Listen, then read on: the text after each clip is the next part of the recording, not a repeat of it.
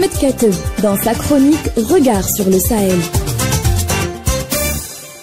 Les Tunisiens se rendent aux urnes ce dimanche 6 octobre pour élire leur président de la République. Ils sont 3 à concourir pour accéder au palais de Carthage, siège de la présidence tunisienne. Outre le président sortant, Kais Saïed, 66 ans, qui brigue un second mandat, 2 figures politiques sont en lice. Il s'agit de Zouhair Mrzaoui, 59 ans, anciennement à la tête d'un parti nationaliste de gauche pan-arabe, qui a longtemps soutenu le président tunisien avant de prendre récemment ses distances, et Ayachi Zamel, 43 ans, un industriel de sensibilité libérale, actuellement emprisonné pour faux parrainage supposé et qui devrait écoper de quelques 14 ans de prison. L'enjeu de cette présidentielle n'est autre que la participation.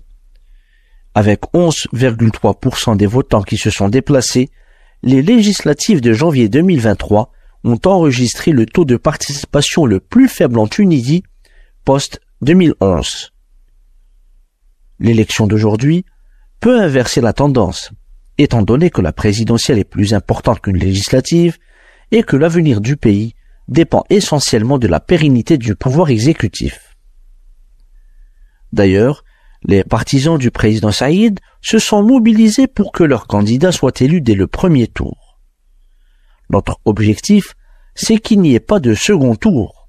Le ton est donné par Mahmoud Ben Mabrouk à la tête du mouvement dit du 25 juillet, en référence à la date à laquelle le président Kais Saïed a réformé le mode de gouvernance du pays en 2021. Dernière réforme en date, celle adoptée par le Parlement tunisien le vendredi 27 septembre dernier, soit à quelques 10 jours du scrutin présidentiel. Le texte voté retire au tribunal administratif la prérogative d'arbitrer les contentieux électoraux et la confie à la cour d'appel.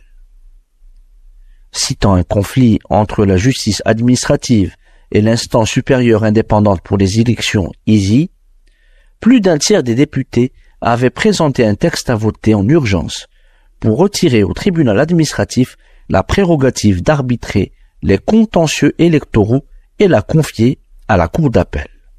Le texte a été adopté par 116 voix pour, 12 voix contre et 8 abstentions.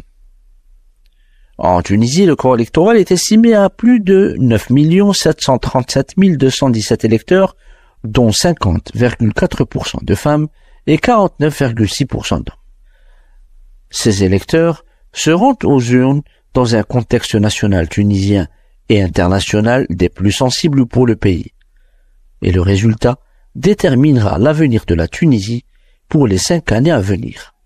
À bientôt pour une nouvelle chronique.